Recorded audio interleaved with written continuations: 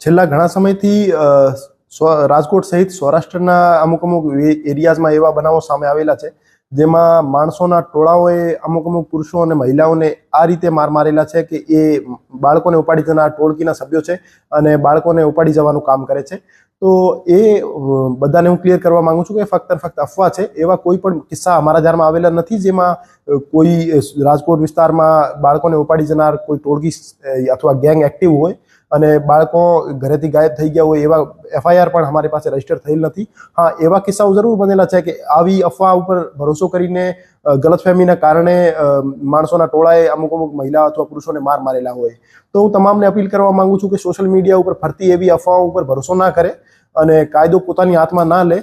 આપને કોઈ પણ ગેરકાયદેસર પ્રવૃત્તિ જણાઈ આવતી હોય આજુબાજુમાં તો આપ તરત જ લોકલ પોલીસ સ્ટેશનનો કોન્ટેક્ટ કરો અથવા 112 ઉપર કોલ કરો. અને તમામ વાળીઓને પણ હું અશ્યોર કરવા માંગુ છું કે એવી કોઈ પણ ગેંગ રાજકોટ વિસ્તારમાં એક્ટિવ નથી જેમાં જે બાળકો ઉપાડી જવાનું કામ કરતી હોય.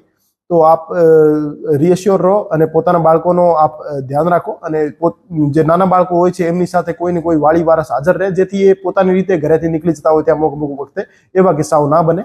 અને આપ એવી કોઈ પણ અફવા હોય તો એને પ્રોપર વેરિફિકેશન કર્યા વગર આપ વગર સોચ્યા સમજા કોઈ પણ વોટ્સએપ ગ્રુપમાં અથવા સોશિયલ મીડિયા પ્લેટફોર્મ ઉપર ફોરવર્ડ ના કરો.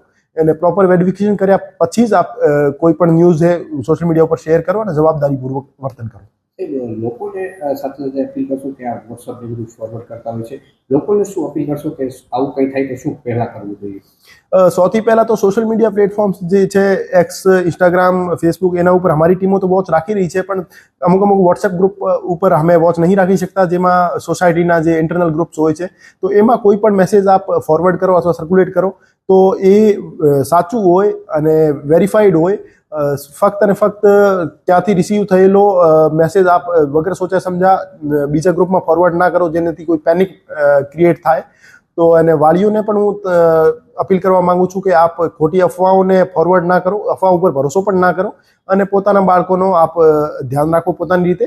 અને નાના બાળકો જે હોય છે એના ઘરેથી નીકળી જવાના અમુક કિસ્સાઓ બનતા હોય છે તો એવા કિસ્સાઓ ના બને એના માટે આપ પરિવારનો કોઈ ને કોઈ સભ્ય એમની સાથે આપ રાખો.